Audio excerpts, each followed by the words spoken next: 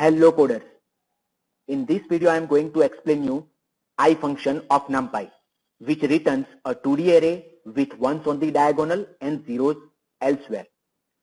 So let me show you practically in Jupyter Notebook. So first let me import Numpy as np. Then if you write np.eye, then press Shift tab. That will show you the doc string of this function. So let me copy the syntax of I function and paste it in the new cell.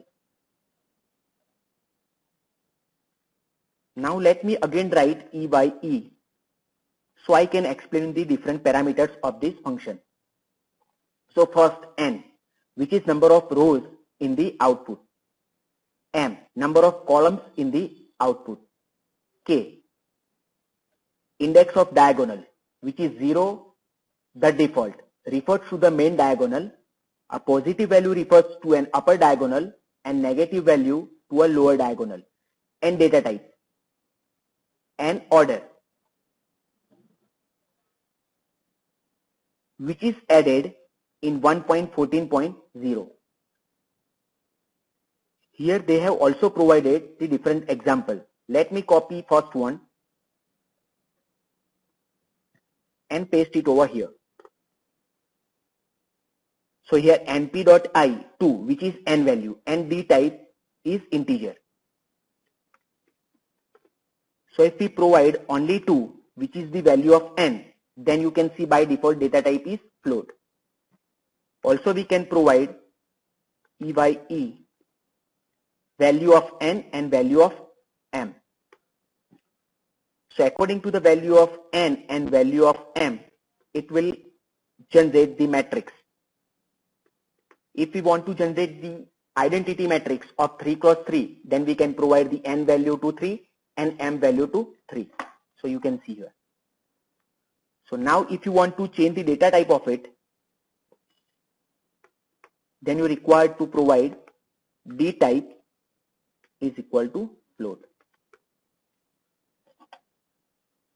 Now let me provide the value of k, 3 cross 3, and k is equal to 0, which is by default. You can see once in diagonal. np.eye 3 cross 3. Now let me change the value of k to 1. Now you can see ones move to upward. If I write np.i 3 cross 3 and value of k to 2. Now you can observe it. 1 moves to upper diagonal. What if I provide the value of k to -1? Now you can observe over here. Now ones move to lower diagonal. Let me copy it once and provide the value -2. Now you can observe it. Again 1 moves to lower diagonal. In this video also I want to explain you the identity function, which is almost similar to I function, but identity function having less number of argument compared to I function.